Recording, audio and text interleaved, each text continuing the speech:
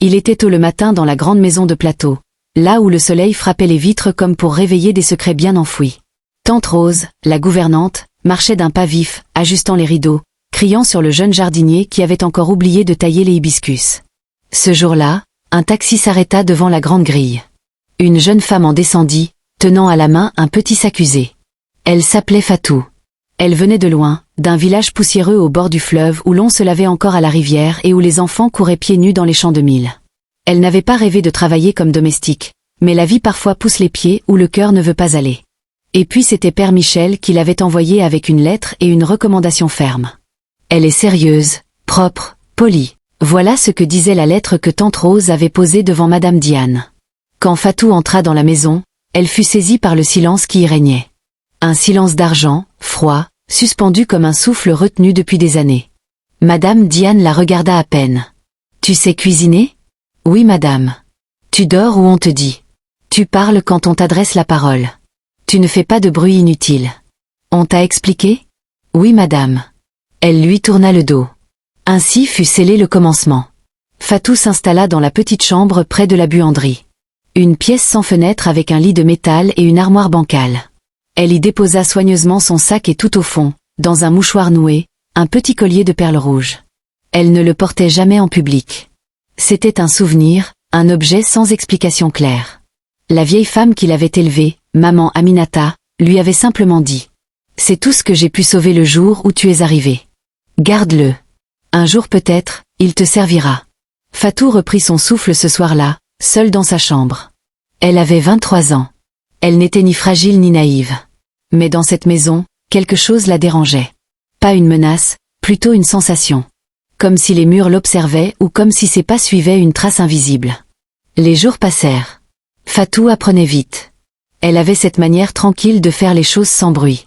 Elle repassait les foulards de soie de Madame Diane avec une patience presque religieuse. Elle connaissait ses thés préférés, ses habitudes de lecture, même ses silences. Les autres domestiques l'aimaient bien.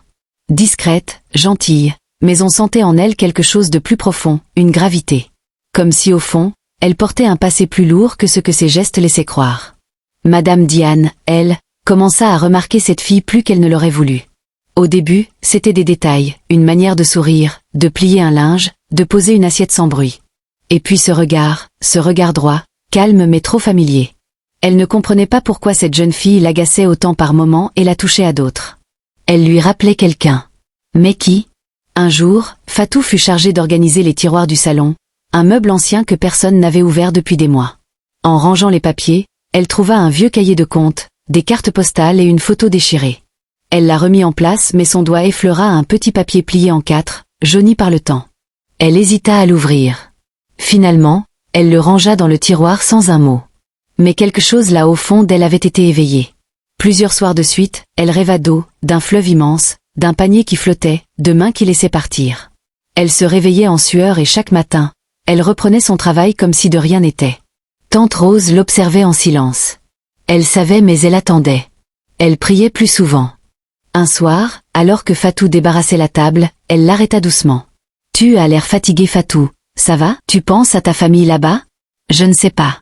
Parfois, je me dis que je n'ai jamais su qui était vraiment ma famille. » Elle ne répondit pas.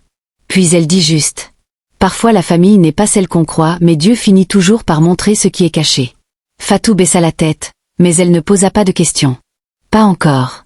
Madame Diane, de son côté, commençait à se sentir différente, irritable, fatiguée sans raison. Elle s'agaçait plus vite, parlait moins. Elle avait l'impression que quelque chose changeait dans sa maison. Elle fit venir un médecin. Il ne trouva rien. Elle fit même purifier la maison par une vieille tante qui brûla des feuilles et prononça des incantations. Mais rien ne changeait.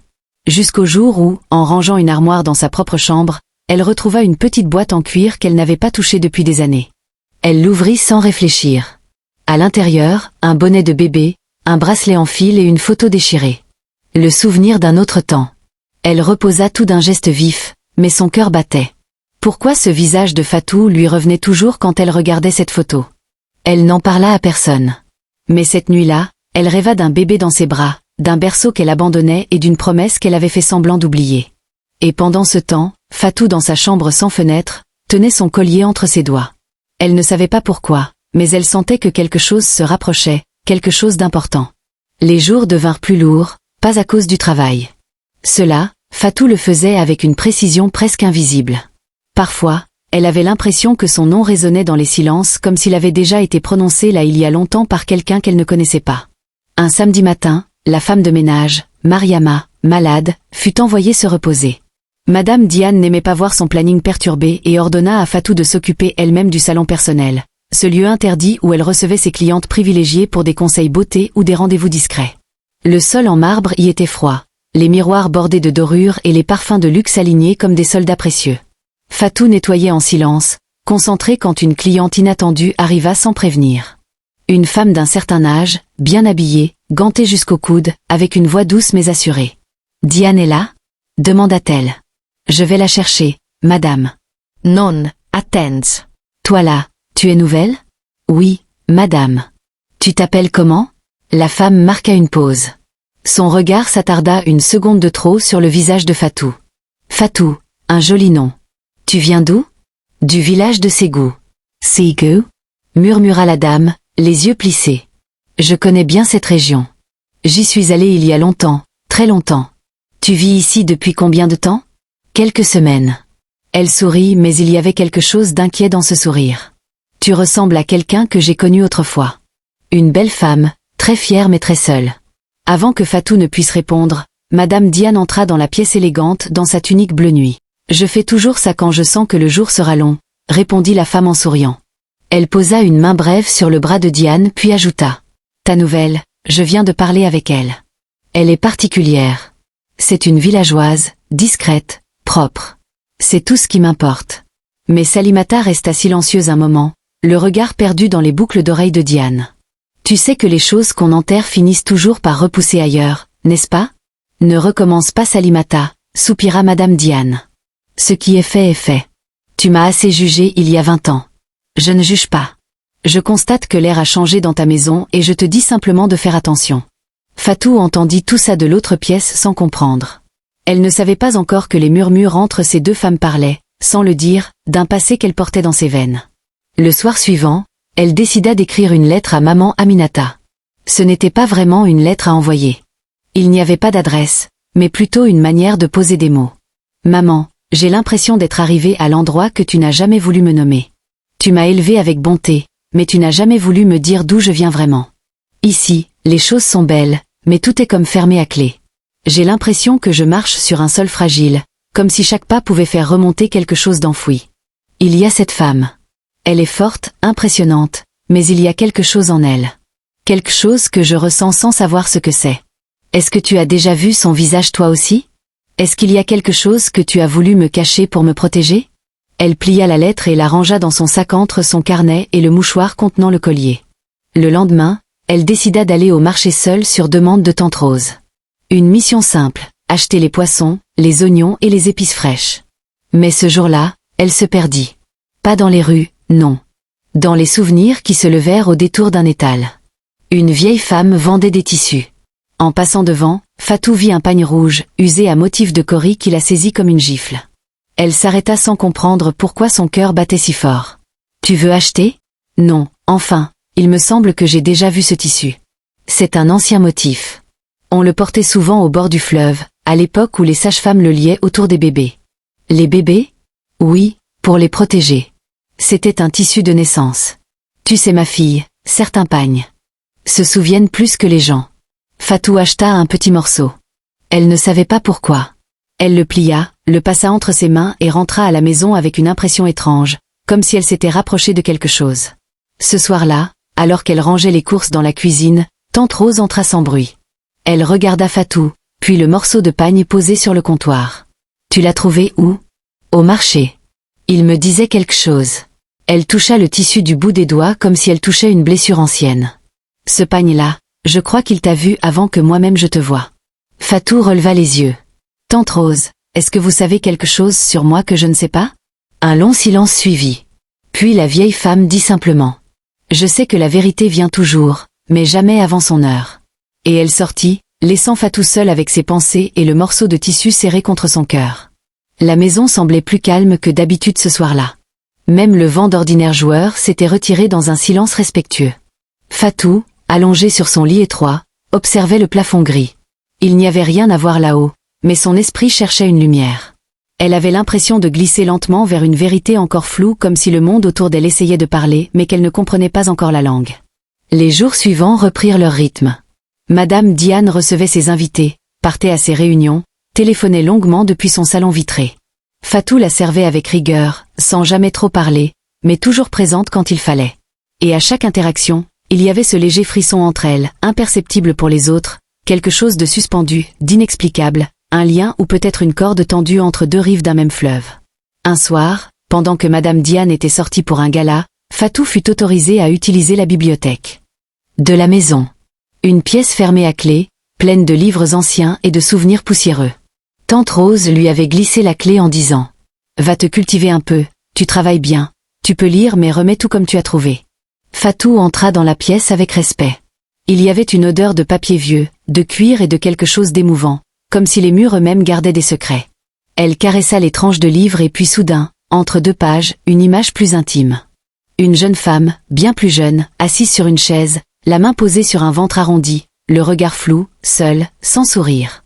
Ce visage, elle le connaissait. Elle le voyait chaque jour. C'était Madame Diane enceinte. Le cœur de Fatou s'arrêta un instant, pas de peur mais de stupeur. Elle referma l'album doucement, le reposa, puis sortit de la pièce comme on sort d'un rêve. Le souffle court. Elle ne savait pas quoi penser. Ce n'était peut-être rien. Une photo ancienne, oubliée, sans histoire. Cette nuit-là, elle dormit à peine. Le lendemain, elle redoubla d'attention dans son travail comme pour se prouver qu'elle n'avait rien vu. Mais ses gestes n'étaient plus aussi automatiques. Son esprit rôdait autour de cette image. Une image qui réveillait des souvenirs d'enfance sans contour. Un après-midi, une des vieilles tantes de Madame Diane arriva sans prévenir. Une femme grande, enveloppée qui portait un parfum d'encens et de savon noir. Dès qu'elle entra, son regard tomba sur Fatou. Elle l'observa longuement sans rien dire. Puis dans un coin du salon, elle tira tante Rose à l'écart. « Cette fille-là, murmura-t-elle, je l'ai vue quelque part. »« C'est une domestique, répondit tante Rose, la voix prudente. « Ne me mens pas, Rose, elle a le visage de notre famille. Tu ne vois pas ses pommettes, le regard, même ses mains, elles sont comme celles de la grand-mère de Diane. Tu parles trop fort, Yaya.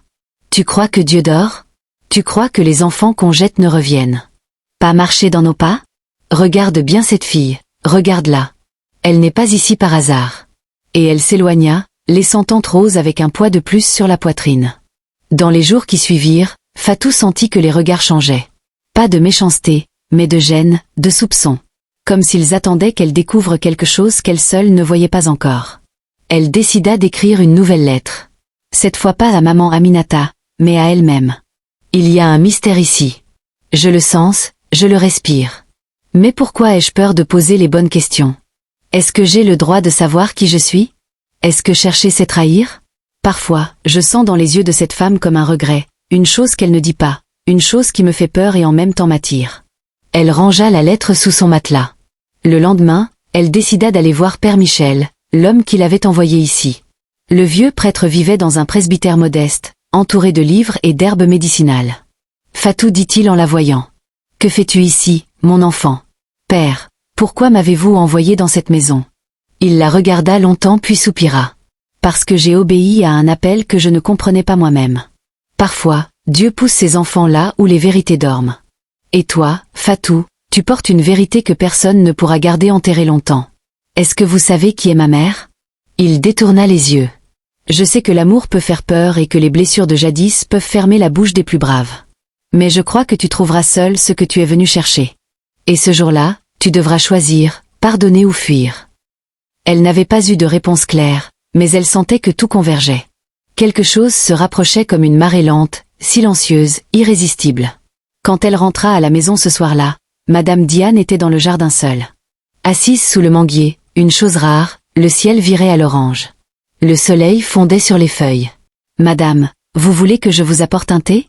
Madame Diane leva les yeux. Elle la regarda longtemps puis dit « Non, reste juste là, assieds-toi un peu. » C'était la première fois qu'elle lui demandait cela. Fatou s'assit à quelques pas, pas trop près, pas trop loin. Un silence s'installa entre elles. Quelque chose d'autre que les mots passaient entre elles, comme si deux âmes autrefois séparées se reconnaissaient dans la lumière déclinante. Fatou sentit une chaleur étrange dans sa gorge, mais elle ne dit rien et Madame Diane, le regard perdu dans les branches, murmura tout bas. Tu sais, j'ai souvent rêvé d'une fille, une fille que j'aurais pu avoir. Et parfois, je me demande si les rêves n'essaient pas de nous dire quelque chose. Fatou ne répondit pas, mais ce soir-là, elle ne dormit pas. Elle savait que les murs allaient bientôt parler. Le lendemain matin, la lumière perçait doucement à travers les volets, projetant sur le sol les lignes pâles d'un jour qui ne serait plus tout à fait comme les autres.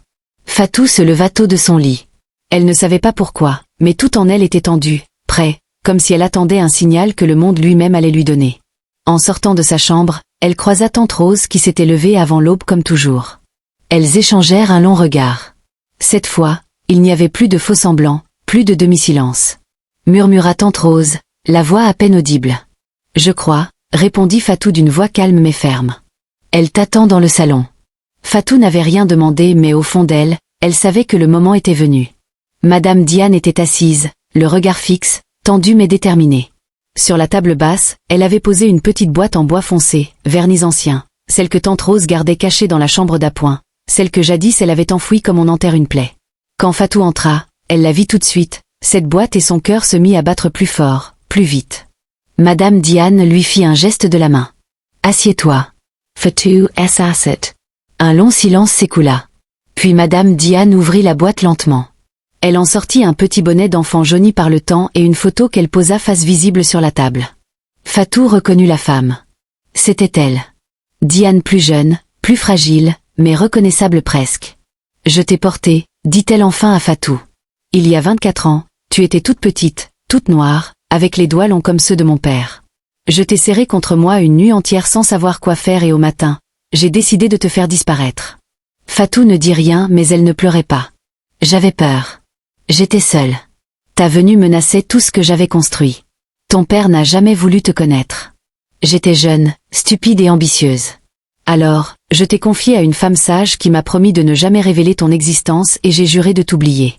Elle prit le collier rouge dans la main de Fatou, l'effleura du bout des doigts. Ce collier, je l'ai mis sur toi la veille de ton départ. C'était celui de ma mère. Je n'aurais jamais cru le revoir. Quand je l'ai aperçu sur toi il y a des semaines, j'ai eu un vertige.